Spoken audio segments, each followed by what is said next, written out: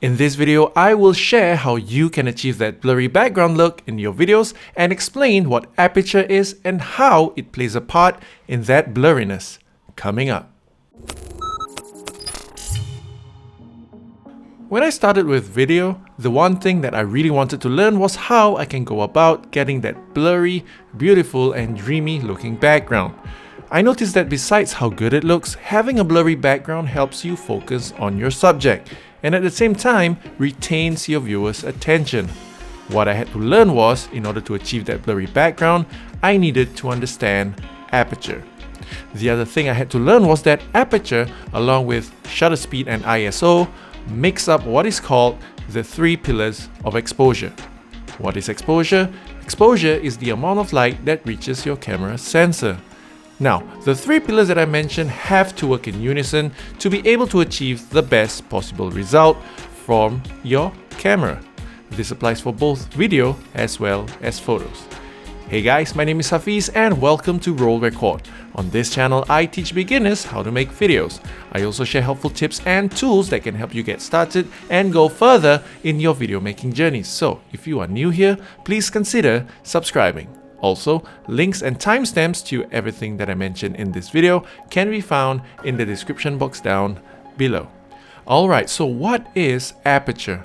Aperture is the amount of light that you allow in through the lens to enter the camera. To know about the aperture is to know about something called the f-stop or f number. What is that? Well, if you look at the lens of your camera, you can find this number on it.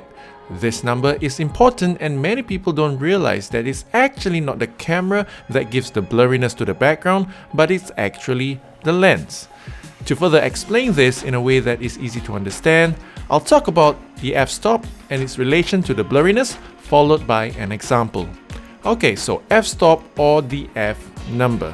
To put it simply, the f-stop is the number that determines how big the opening is in your lens.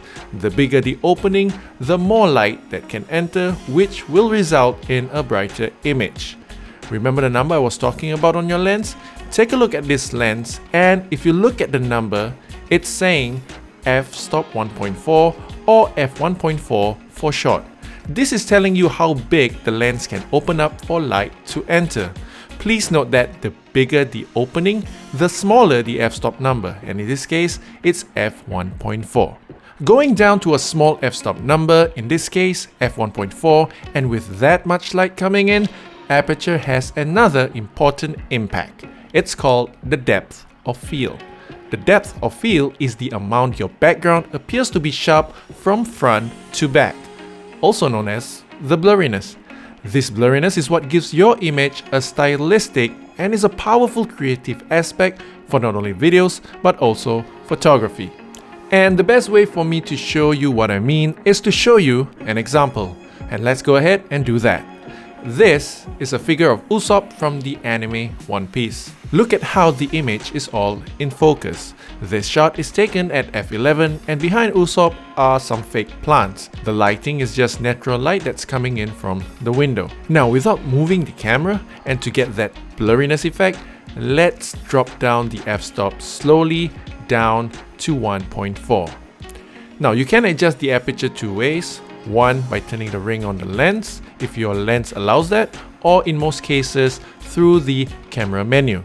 Firstly, the background is starting to get blurry and you'll notice that all the attention is now on the subject, which is Usopp. And the other thing that you should be noticing is that the image is getting brighter, and this is because the lens opening is now bigger. Now, I'm going to show you another scenario about the blurriness. Note the distance between Usopp and the things behind him. Alright, look at what happens if I move the background nearer to Usopp. You'll notice that the blurriness effect is reduced. So please take note, guys, that the distance behind your subject affects how blur the background will look. So to maximize the blurriness, make sure that the background of your subject is not too near. Alright, so let's recap. The smaller the f-stop number, the bigger the lens opening, the brighter the image, and the more the blurriness effect. Okay? The bigger the f-stop number, The smaller the lens opening, the darker the image, and the more things in focus, including the background. Now, as I mentioned earlier at the start of this video, aperture is only one of 3 pillars of exposure. The other 2 pillars are shutter speed and ISO, which I will be sharing and would encourage you to watch. Those videos will be released next week and the week after respectively, so be sure to subscribe and hit that notification bell so that you'll be notified as soon as it's released. Like and share this video to help someone out, and if you have any questions, please feel free to let me know in the comments below. Thank you for watching, and I'll catch you in the next one! See ya!